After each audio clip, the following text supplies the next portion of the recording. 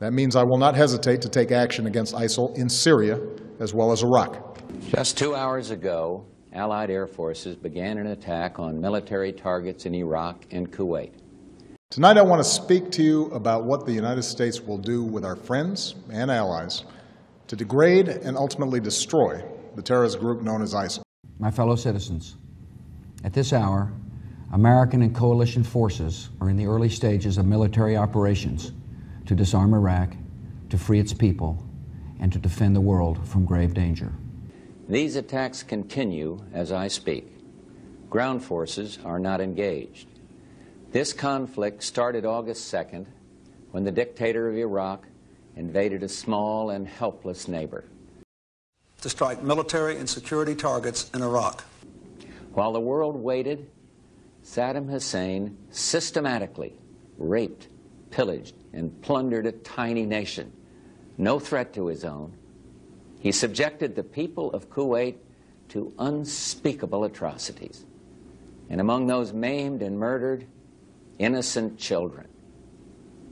While the world waited, Saddam sought to add to the chemical weapons arsenal he now possesses an infinitely more dangerous weapon of mass destruction, a nuclear weapon. And while the world waited, while the world talked peace and withdrawal, Saddam Hussein dug in and moved massive forces into Kuwait. While we have not yet detected specific plotting against our homeland, ISIL leaders have threatened America and our allies.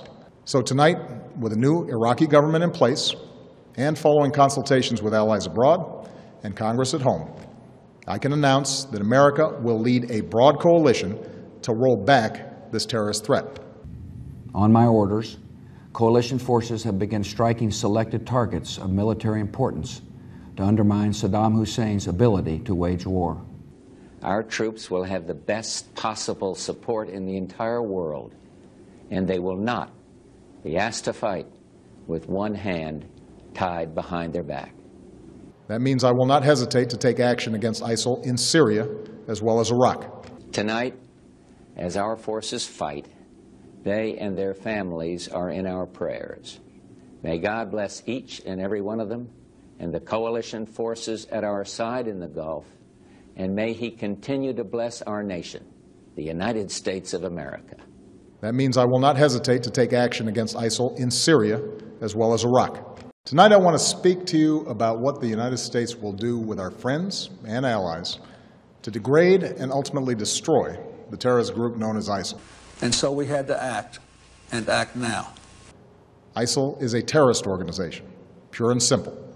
So ISIL poses a threat to the people of Iraq and Syria and the broader Middle East, including American citizens, personnel, and facilities. And mark my words, he will develop weapons of mass destruction. He will deploy them, and he will use them. If left unchecked, these terrorists could pose a growing threat beyond that region, including to the United States. In this conflict, America faces an enemy who has no regard for conventions of war or rules of morality. Saddam Hussein has placed Iraqi troops and equipment in civilian areas, attempting to use innocent men, women, and children as shields for his own military.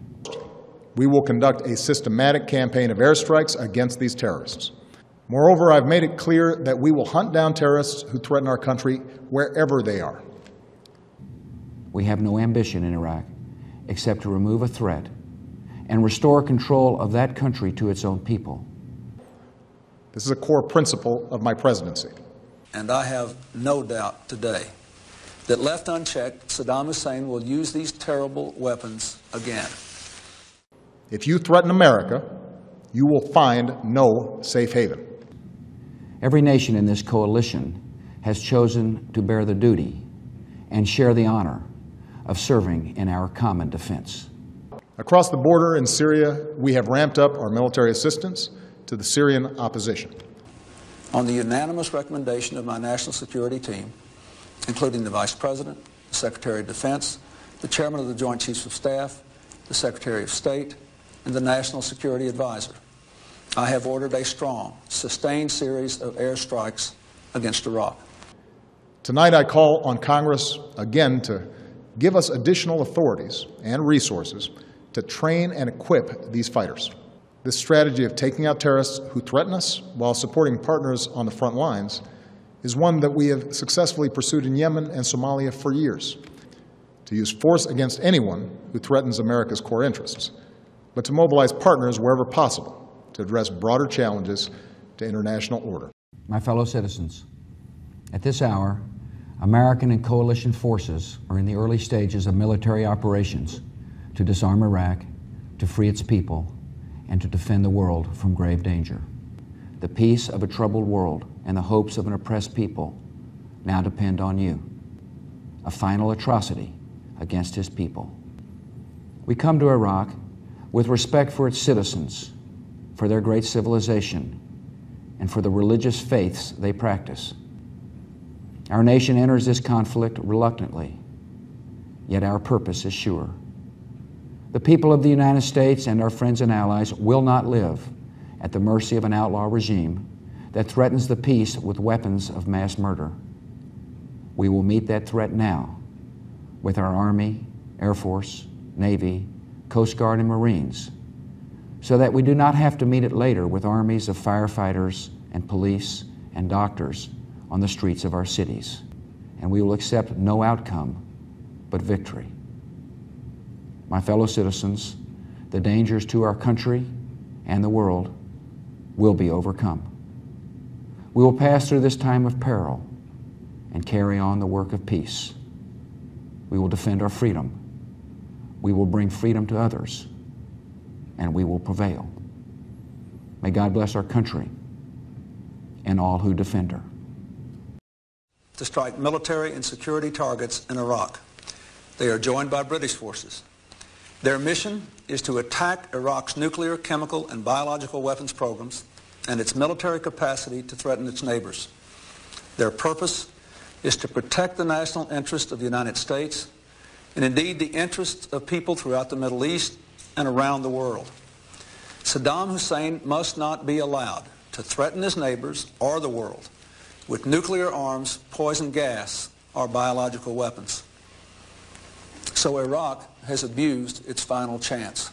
The international community gave Saddam one last chance to resume cooperation with the weapons inspectors.